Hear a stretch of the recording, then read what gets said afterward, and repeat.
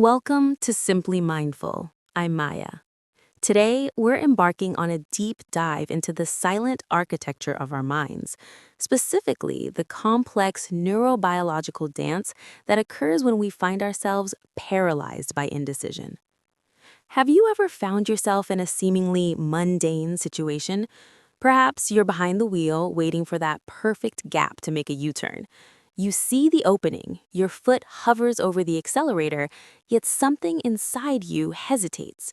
Your heart quickens, your grip tightens on the wheel, and before you know it, the opportunity has passed. You're left standing still, feeling a sense of internal friction. This phenomenon is not a character flaw. It's not that you lack the skill to make a choice. Rather, it is a testament to how your nervous system is wired. When we experience that stuck feeling, we are witnessing a high-stakes competition between two fundamental regions of the brain. The first protagonist in this internal drama is the amygdala. Think of the amygdala as your brain's primitive alarm system, located deep within the temporal lobe. It is exquisitely sensitive to uncertainty. The moment it perceives a situation that isn't 100% predictable, it sounds the siren. It whispers, or sometimes screams, "Caution, this might be a mistake. Is it safe? What if we fail?" This alarm is often so loud that it drowns out the more refined voices of our cognition. It creates a noise that disrupts the prefrontal cortex, or PFC. In our mental organization, the PFC is the CEO. It sits right behind your forehead and is responsible for executive functions, logical analysis, long-term planning, and weighing complex variables. Under normal circumstances, the CEO evaluates the data and makes a rational call. However, when the amygdala triggers a high-intensity fear response, it effectively hijacks the brain. The CEO becomes overwhelmed by the sensory input of danger, and its processing speed slows down to a crawl. In some cases, the PFC goes offline entirely. This is why you freeze at that U-turn. Your brain has entered a state of somatic hyperarousal, where the survival instinct overrides logical movement. This isn't limited to driving, of course. It permeates every facet of our lives. Think about the last time a friend invited you on a spontaneous trip. Part of you felt the spark of excitement, but almost instantly a wave of hesitation followed. You started ruminating on the exhaustion, the cost, the what ifs. You ended up saying, "Let me check my schedule," which is often just a polite mask for "my amygdala is currently vetoing this idea." Or consider a professional setting. You have a brilliant idea during a meeting, but you stay silent. You fear being wrong or being judged.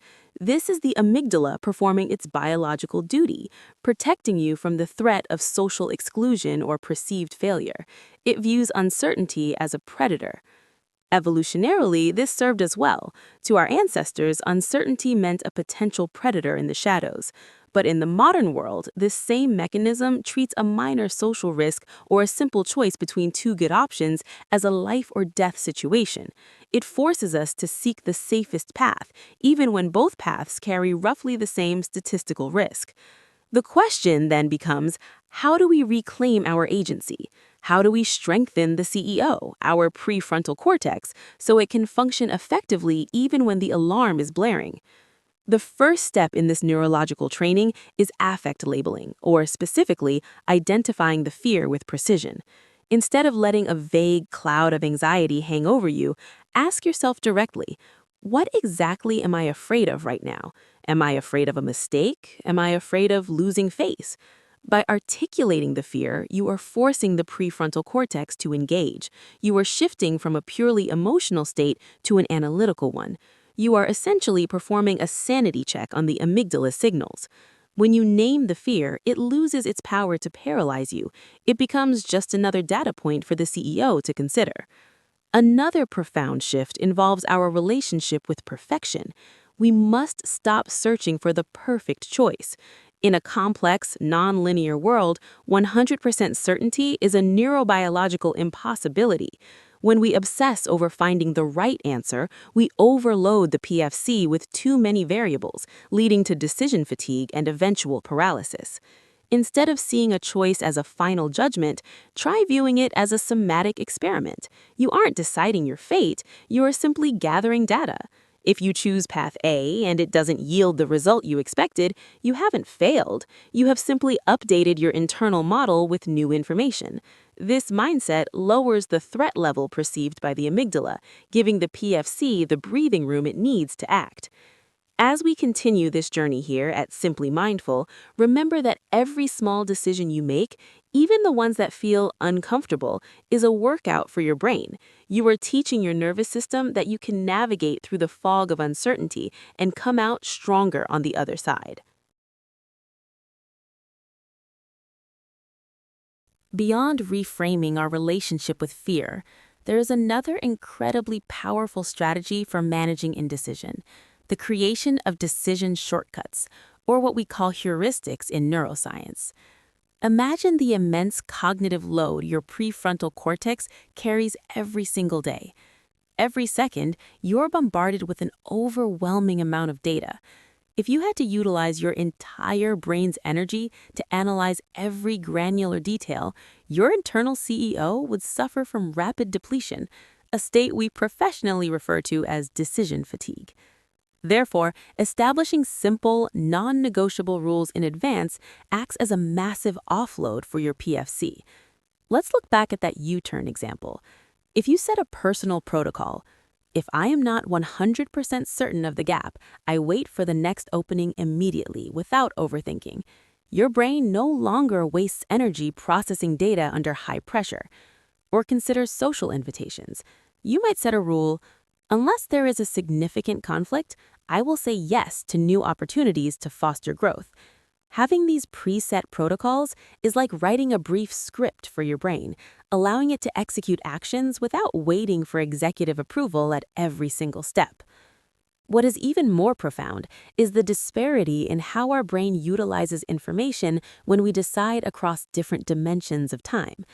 Have you ever wondered why making decisions about the distant future feels so much easier than making a choice right in front of you? This is because the PFC processes information for short-term and long-term decisions differently. When we look toward a future that hasn't arrived, the brain engages in high-level abstract thinking. We see the big picture, the overarching goals and logical value. But when faced with an immediate choice, the limbic system and the amygdala take center stage. These regions are hyper-focused on immediate somatic feedback, safety versus danger, in a split second. To master this, we must train these two systems to work in harmony. A secret many people don't realize is that the amygdala, which we often vilify as the barrier to courage, isn't just about fear or survival. Modern neuroscience suggests it plays a critical role in social interaction and the processing of complex emotional salience. If we learn to listen to the signals from the amygdala without letting it drive the car, we begin to see that indecision is actually a sophisticated tool. It's an invitation to explore our interoception, our internal bodily awareness. What is your body telling you right now? Is there a specific tension in your muscles? How is your heart rate? At Simply Mindful, we believe that true peace doesn't come from the total elimination of fear, but from a profound understanding of how these biological mechanisms operate. When you begin to understand that hesitation is merely a biological process, not a definitive conclusion of failure, you gain the courage to transcend your previous limitations. Start with the small, low-stakes decisions you usually overlook. Give your PFC a workout in safe environments to build familiarity with uncertainty. When the time comes for the major life decisions, your neural pathways will be resilient enough to handle the pressure without shutting down. As we conclude, I want to leave you with a question to ponder. In your daily life, in which areas are you currently letting your amygdala take the wheel? And how can you begin to return that executive power to the CEO in your mind?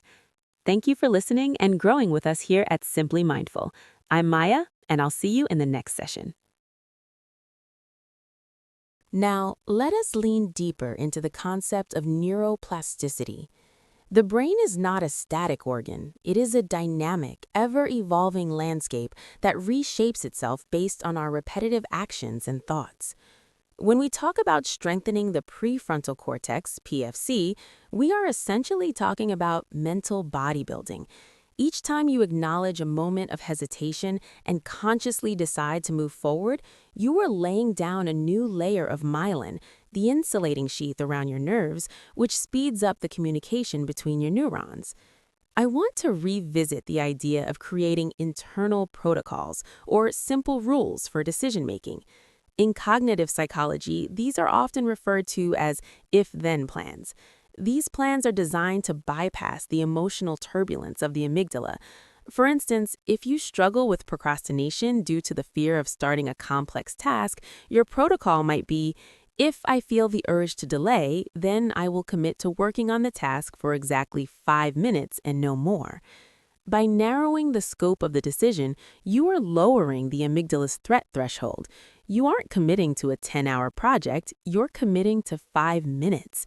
This subtle shift allows the CEO of your brain to regain control without triggering a full-blown stress response. It is about outsmarting your own biology.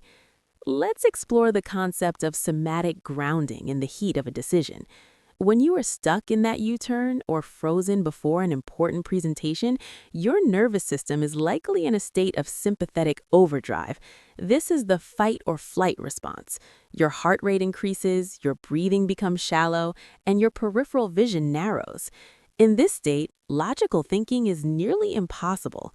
To counteract this, we must use bottom-up regulation. Instead of trying to think your way out of anxiety, which is a top-down approach, you use your body to calm your brain. Try this. The next time you feel indecision taking hold, perform a quick somatic scan. Feel the weight of your feet on the floor. Notice the texture of the steering wheel or the chair you are sitting in. This sensory input sends a direct signal to the brainstem that the immediate environment is safe. Once the body feels safe, the amygdala stops screaming and the prefrontal cortex can come back online to evaluate the situation with clarity. We must also address the myth of the best option. Modern society suffers from what psychologists call the paradox of choice. We are led to believe that with enough research and enough data, we can find the perfect solution. But from a neurobiological standpoint, the search for perfection is a trap. It leads to analysis paralysis, where the brain becomes stuck in an infinite loop of comparison. At Simply Mindful, I encourage you to adopt the mindset of a satisficer rather than a maximizer. A maximizer wants the absolute best, while a satisficer looks for an option that meets their criteria for good enough. Research shows that satisficers are generally happier and less prone to the debilitating effects of indecision because they don't allow their PFC to be held hostage by the impossible standard of perfection. Remember, the goal of making a decision is often not the outcome itself, but the act of agency.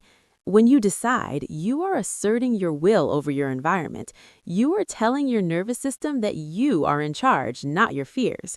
This internal sense of control is one of the greatest predictors of long-term mental well-being and resilience.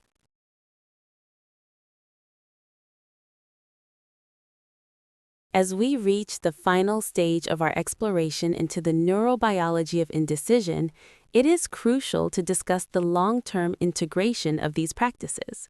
Developing a decisive mind is not a destination, but a continuous process of neural refinement. We have discussed the friction between the amygdala and the prefrontal cortex, the power of if-then protocols, and the importance of somatic grounding. But how do we make this a permanent part of our identity? The answer lies in the concept of interoceptive awareness. This is your brain's ability to accurately sense and interpret signals from within your body.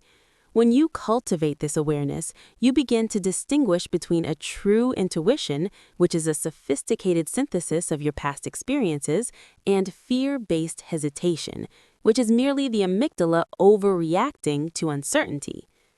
I want you to consider the role of self-compassion in this biological journey. Often, when we freeze or hesitate, we follow it up with a wave of self-criticism. We tell ourselves we are weak or incompetent. However, this self-criticism actually triggers more stress, which in turn reactivates the amygdala and further disables the prefrontal cortex. It creates a self-perpetuating cycle of paralysis. At Simply Mindful, we practice a different approach. When you find yourself stuck, acknowledge it without judgment. Say to yourself, "My nervous system is currently trying to protect me. I feel this sensation of hesitation in my chest, and that is okay." This act of non-judgmental witnessing is a powerful PFC-led activity. It creates the mental space necessary for you to choose a different response. You are moving from a state of reaction to a state of response. As you move forward from this session, I challenge you to view every uncertain moment as an opportunity for neuroplasticity in action. Whether it's deciding which meal to order, which route to take home, or how to phrase an email, each choice is a conscious vote for the person you are becoming. You are training your brain to become comfortable with the discomfort of the unknown. Remember, the goal isn't to be right every time. The goal is to be agentic. It is to be the conscious author of your own life, moving through the world with a sense of purpose and presence, even when the path ahead isn't perfectly illuminated. Thank you for dedicating this time to understand the inner workings of your mind. By doing this work, you aren't just improving your decision-making skills, you are upgrading your entire experience of being alive. You are moving away from the chaotic noise of survival and toward the harmonious clarity of mindfulness. If you found value in today's deep dive into the brain and the beauty of decisive living, I invite you to subscribe and stay connected with our community. Your support allows us to continue bringing these sophisticated, science-backed insights to seekers all around the world. I'm Maya, and this has been Simply Mindful. Until next time, may you find the courage to trust your process, the wisdom to listen to your body, and the strength to lead your life with a clear and focused mind. Take care and stay mindful.